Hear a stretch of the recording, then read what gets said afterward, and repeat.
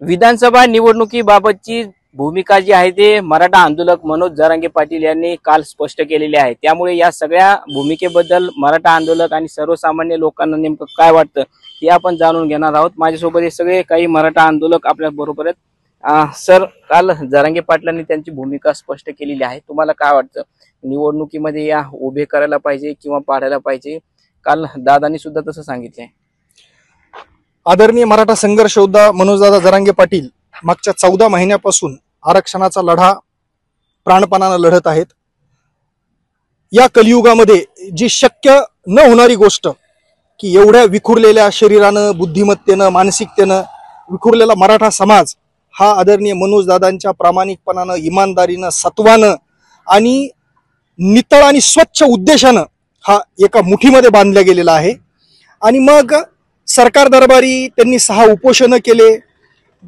म्हणजे आणखीन याच्यापेक्षा मोठं मागण्याचं जे शस्त्र असतं त्या माणसाचं संबंध जगानं पाहिलेलं आहे। 17 दिवस 9 दिवस उपाशी राहून सरकारला आम्हाला मराठ्यांना ओबीसी मधून आरक्षण द्या ही आर्त हाक त्यांनी दिली, पण सरकारनं जाणीवपूर्वक दुर्लक्ष केलं। आणि ज्यांची मागणी नाही, ज्यांचे मोर्चे नाही, निदर्शनं नाही, उपोषण नाही, अशा 17 जाती त्यांनी ओबीसी मध्ये घातल्या। आणि मग याने मराठा समाजाबाबत जो दुजाभाव जगाच्या समोर कुणाला न विचारता, कुणाला न सांगता जो आज दिसतोय, आणि मग ही सामाजिक व्यासपीठावरून चालणारी चळवळ शेवटी याला कुठं ना कुठं तरी पुन्हा मार्ग भेटावा, ही चळवळ पुढे चालावी आणि मराठा समाजाला किंवा इथं म्हणजे मागणी करणाऱ्या सगळ्या बहुजनांना त्यांचा हक्क मिळण्यासाठी आता कुठला तरी मार्ग पाहिजेत। म्हणून आदरणीय मनोज दादांनी काल राजसत्तेमध्ये पदार्पण करण्याचा जो एक ऐतिहासिक निर्णय घेतला आणि जी त्रिसूत्री त्यांनी काल जाहीर केली की ज्या ठिकाणी प्राबल्य आहे, आम्हाला विश्वास आहे आमचे उमेदवार निवडून येतील, अशा 288 पैकी अभ्यास करून आम्ही काही मतदारसंघात उमेदवार देणार। काही ठिकाणी आमच्या समविचारी लोकांना आम्ही कुठल्याही पक्षाचे असू द्यात त्यांना सपोर्ट करणार। अशा पद्धतीची एक त्रिसूत्री त्यांनी ठरवली आहे।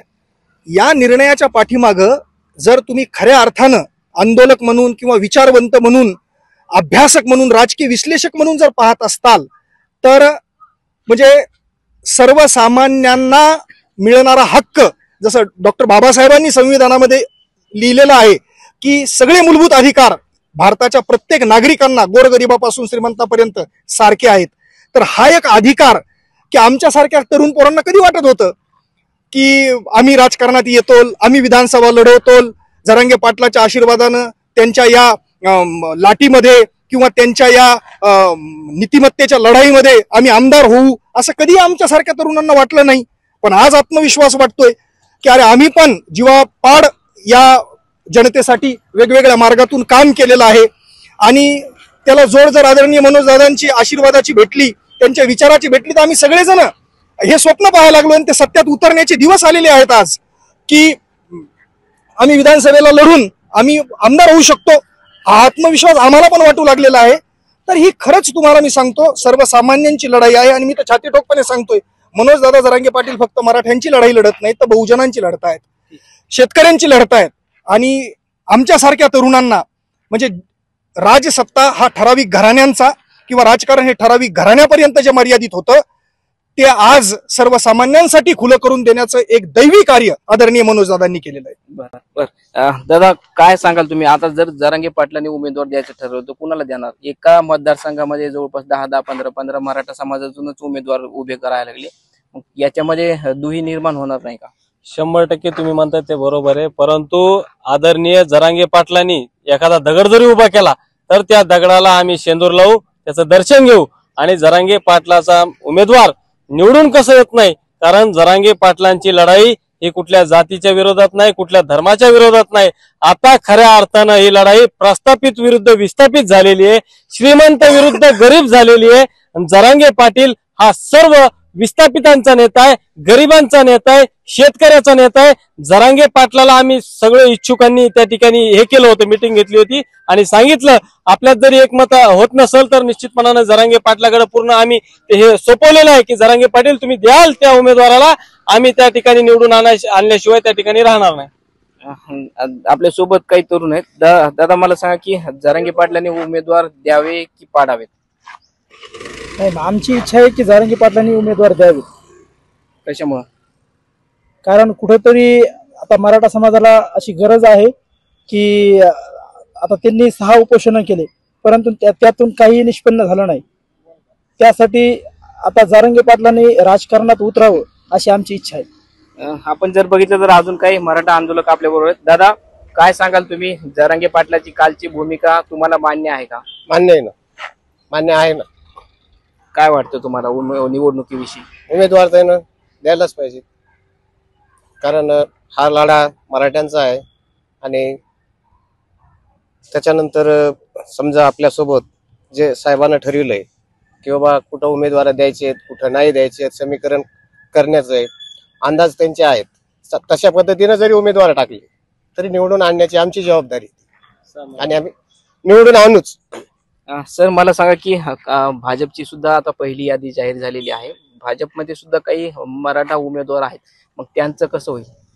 नाही, असं काही नाहीये. भाजपामध्ये जे मराठा उमेदवार आहेत हे कित्येक वर्षापासून तेच आहेत आणि त्यांनी काय असं काही कुठं नवीन चेहऱ्याला संधी दिलेली नाहीये. जो एक समतोल असतो की कालांतरानं निसर्गाचा नियम बदल पाहिजे असतो, तर तसं काही कुठं पाहायला भेटलेलं नाही आपल्याला. तेच नावं 15 वर्षापासून, 20 वर्षापासून, 30 वर्षापासून तेच आहेत. आणि ही जरांगे पाटलाची लढाई गरजवंत मराठ्यांची आहे, सर्वसामान्यांची आहे. त्यामुळं ते जरी मराठा असले तरी सर्वसामान्य पण मराठा आहेत. ठरवतील, मराठा समाज ठरवल किंवा मतदारसंघातले बहुजन लोक ठरवतील की आता आपल्याला कसा म्हणजे आमदार पाहिजेत, कसं नेतृत्व आपल्याला पाहिजेत.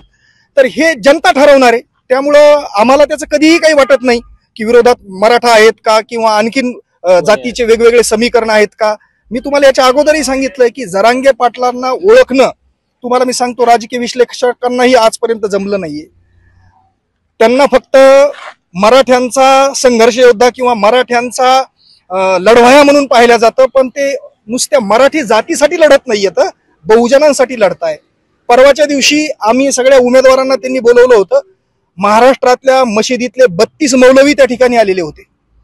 आणि तुम्हाला माहिती आहे, मुस्लिम समाजाचे मौलवी त्यांच्या मतामध्ये ते सांगताना सांगत होते की आम्हाला जरांगे पाटलामध्ये एक सर्वसामान्यांचं नेतृत्व दिसतंय की खरंच तो माणूस ऐकून घेईल आणि ऐकून घेऊन प्रामाणिकपणे सगळ्या समाजांना समोर धरून निस्वार्थपणे नेतृत्व करल. म्हणून आज हे सगळे लोक त्यांच्याकडे स्वतः येतात, ते कुणाला बोलवत नाहीयेत. हे जे आज म्हणजे जो काळ आहे, जसं म्हणतात ना की निसर्गामध्ये बदल हा अटळ असतो, परिस्थिती सारखी राहत नसते, त्या पद्धतीनं आज जरांगे पाटील हा एक सर्वसामान्यांचं नेतृत्व म्हणून समोर आलेलं आहे. शेतकरी, कष्टकरी, तरुण मुलं त्यांच्याकडे एका वेगळ्या आशेनं बघतायत. म्हणून इथं कुठल्याही जातीचे समीकरण हे बाजूला ठेवून ह्या सगळ्या समीकरण जुळणार आहेत. आपण जर बघितलं तर मनोज दादा जरांगेची भूमिका जी आहे ती आतापर्यंत भाजप विरोधी ठरली आहे आणि जर पाडायचंच म्हटलं तर ते भाजपलाच पाडतील असं त्यांच्या आतापर्यंतच्या वक्तव्यातून दिसून येते. मग तुम्हाला काय वाटते, हे बरोबर आहे का? 100% बरोबर आहे. नाही, ठीक आहे. जरांगे पाटलांना काल जे लोक भारतीय जनता पार्टीचे काही लोक म्हणत होते की बाबा तुतारीतून वास येतोय, तुतारीचा माणूस आहे, काल स्पष्ट झालं ना की जरांगे पाटील हे कुठल्या पक्षाची काही घेणं देणं नाही त्यांना. जरांगे पाटीलाला कोणत्याच राजकीय नेत्याचं आश्रय नाही किंवा राजाश्रय नाही. त्याच्यामुळे जरांगे पाटील 100% त्यांचं बरोबर आहे. चूक असं जरांगे पाटलाचं काहीच नाही.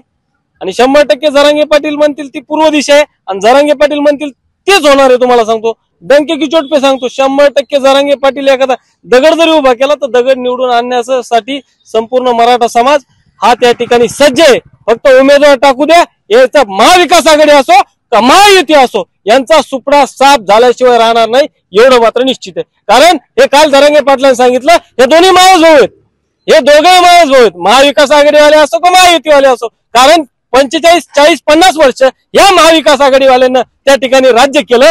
आजपर्यंत मराठा म्हणून आम्हाला मतदान मागितलं, पण ज्यावेळेस मराठ्याच्या आणीबाणीचा काळ आला, ज्यावेळेस आम्हाला वाटलं आमच्या लेकरा बाळाला तुमची गरज आहे, नेत्यांना पाहुणे रावणे म्हणून तुम्ही आमच्याकडून मतदान घेतलं, पण आमच्या लेकरा बाळासाठी ज्यावेळेस आणीबाणीचा काळ आला त्यावेळेस एकही हरामखोर नेता त्या ठिकाणी मराठ्यांसाठी उभा नाही राहिला.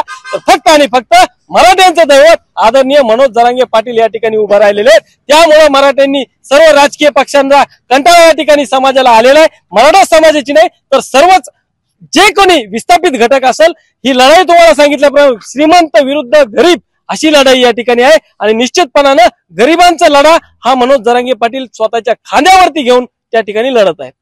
आपण जर बघितलं तर हे सगळे मराठा आंदोलक होते आणि मनोज दादा जरांगे पाटील यांची जी भूमिका होती ती सर्व भूमिका जी आहे ती या सगळ्या मराठा आंदोलकांना मान्य असेल असं त्यांनी सांगितलंय.